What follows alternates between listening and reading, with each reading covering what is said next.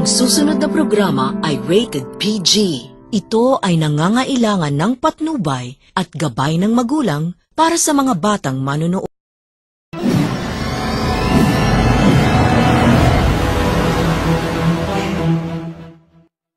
Isa po mapagpalang umaga po sa inyong lahat.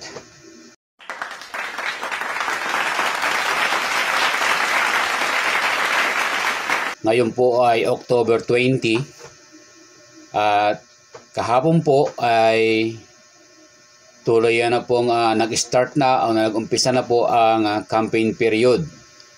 Ika nga po ay alas 12 pa lamang ng madaling araw ng ika-19 ay marami na pong mga nagpaskil ng kanilang mga tarpaulin. Marami na pong nagkapit ng kanilang mga paraphernalia na nandoon ay nakalagay po doon sa mga tarpaulin ang kanila pong mga pangalan, ang kanila pong picture, yung kanilang mga slogan, yung kung ano ang kanilang tatakbuhan, kung sila man po ay kapitan, kung sila man po ay konsihal ng barangay, kung sila man po ay SK chairman, at kung sila man po ay konsihal ng SK chairman. A few moments later. Na nandun po na napakarami po tayong mapapansin sa ating pag-ikot dito mula sa barangay San Anastasia hanggang sa dulo ng San Agustin, papunta pong Santa Cruz Sulok, Santa Maria, diyan po sa may San Roque, sa Poblacion 3, saan man, dito sa San Bartolome, ay saan man kayo pumunta ay makikita nyo po ang mga paraphernalia o mga tarpaulin na kanila pong mga ikinabit, na kanila pong mga ikinapit sa mga pader, ikinapit po sa mga lugar na kung saan po ay doon nararapat na nakalagay ang mga tarpaulin na yan. So yun po, ang iba po dyan ay mga donation, ang iba po ay mga bigay ng mga friends ng mga tatakbo dito sa halalang 2023. A few moments later. So ang iba po talaga ay pinagkagustusan na andyan po na malayo pa po ay pinag-ipunan na para magkaroon po ng tarpaulin. At ang iba po naman po ay meron pong nananagot o meron pong gumagawa nito para ibigay sa kanila o merong sponsor. So yan po ay ikinapit mo diyan, bagamat napakaraming palamuti o parang piyesta, hayaan po muna natin na naandyan po yung mga tarpaulin na yan. At yan po ay pagkatapos po ng eleksyon, ng halalan, yan po naman po ay aalsin din. Kumbaga sa panahon ngayon ay pakisamahan, bigayan, paubayaan. A few moments later. Huwag po magagalit yung mga lugar na kung saan ay nakapitan po ng tarpaulin.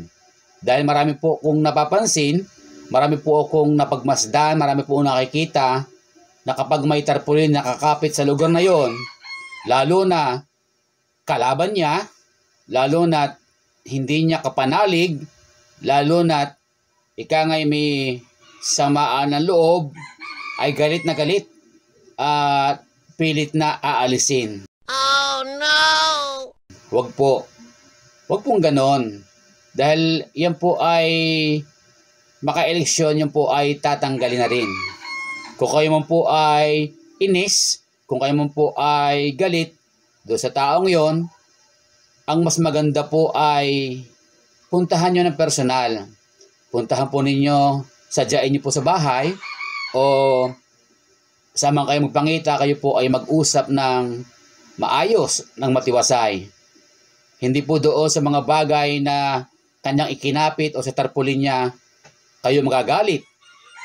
At ako po ay may napapansin din sa aking pag-iikot kanina, kaninang umaga, ngayon October 20, ay marami po mga tarpaulin ang lagot ang tali. Talagang kinusa na binaltak. Talagang kinusang hinaklit. Oh no! Ewan ko kung ano po ang dahilan. Pero ang mga bagay na yan po ay dapat hindi po ginagawa. At alam po natin na maka-eleksyon yun po ay tatanggalin na. So ngayon po sasapit na eleksyon o halalan, ngayon pa man, October 20, at sa darating pa mga araw, ay kung pumunta mga sa inyong mga bahay, ang mga taong ito, kung sila man po ay pumasyal, mga may, ay kamayan po ninyo. Tanggapin po ninyo ng buong puso. Tanggapin po ninyo na yung ika nga ay tanggap na makatao, tanggap na kababaryo. Dahil kung sino man po ang maupo, kung sino man po ang mahalal, yan naman po ay maglilingkod ng tapat.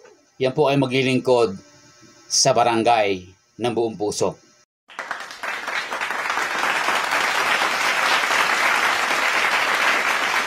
A few moments later. So yan po, at sa panahon ngayon, ay piliin po natin at suriin natin ang ating mga ihahalal. Piliin po natin at suriin natin ang ating mga iboboto o ilalagay natin sa ating mga balota. So yan po, at alam po natin at alam po ninyo kung sino itong mga taong ito na maaasahan.